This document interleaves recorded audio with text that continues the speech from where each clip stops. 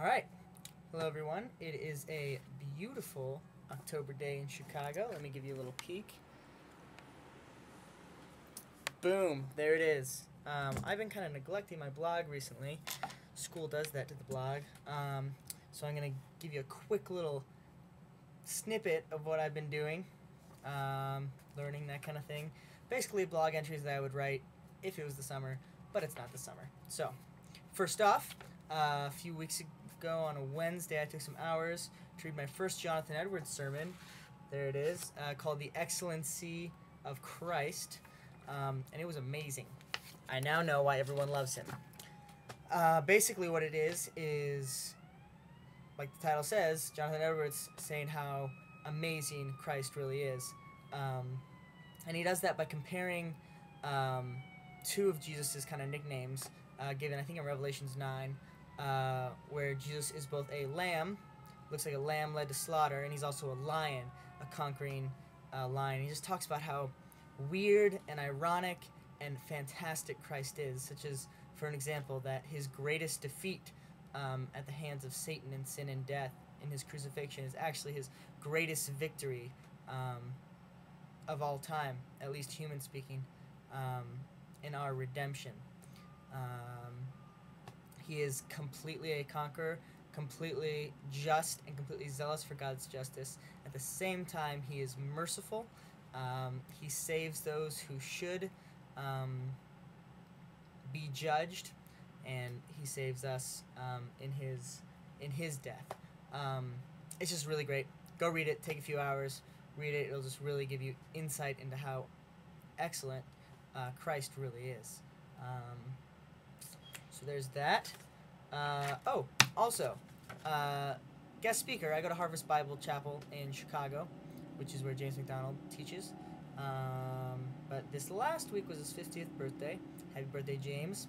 He doesn't know me. I'm just going to say happy birthday to him.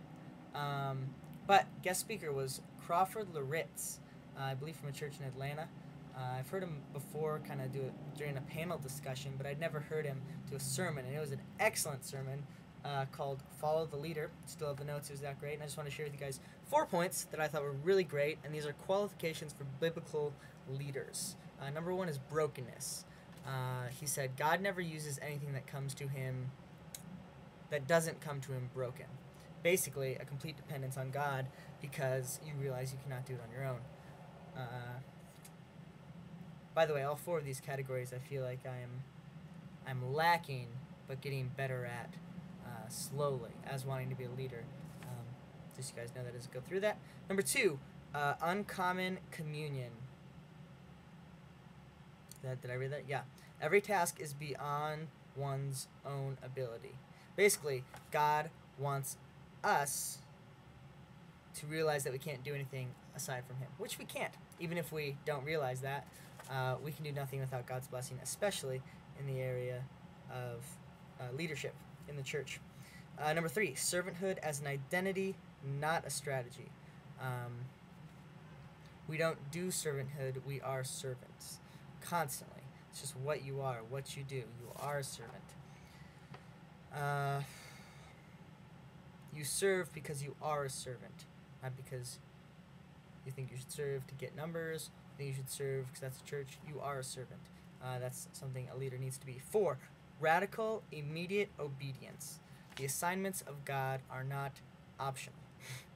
They are commands from the God of the universe, and you must do them no matter what they are.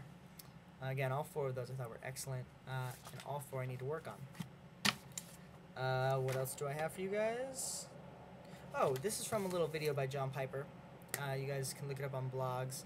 I believe it's called Horizontal Grace, something to that effect. It's one of the videos he did during his break he's taking right now. But basically, what he said was, a lot of times we're focused on the vertical, me, God. Spend an hour with God, pray with him, I'm good with him, so I'm good. And that's how I am, a lot. Especially at Moody, I kind of shy away from any sort of dealings with the people that aren't my closest friends, because I feel like a lot of times it's fake, which it is sometimes, but that doesn't mean that we can't, that we shouldn't do it, that we should throw out the baby with the bathwater.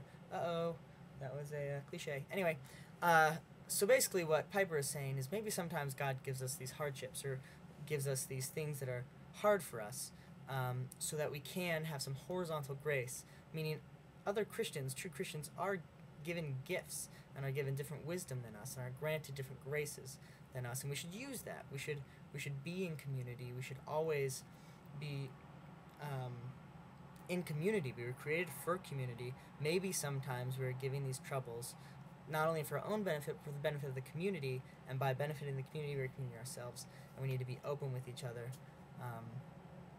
I just thought that was really good, especially for me. That's something hard for me to do. Again, trying to improve on it. Last point, something that I've been learning lately is, I kind of already touched on this with Crawford Loritz, is that everything has to be helped by God. Specifically with my personal walk with Christ, I need to love Him with everything, but I can't do that without Him. Sort of a weird, paradoxical thing, but that's the nature of grace. I did not earn it, and I can't earn it even after I've been given the biggest grace. I can't earn little grace, if that makes sense to you. I need God to constantly give me a hunger for Him, to incline my heart to Him, to help me look up. Look, Colossians 3, look at things above, not on earthly things. But at the same time, know how to live in the world in an effective way. So, that's what I've been learning. Comment. Hopefully you all are doing well, and the weather is as good where you are as it is in Chicago right now. So, see you guys later.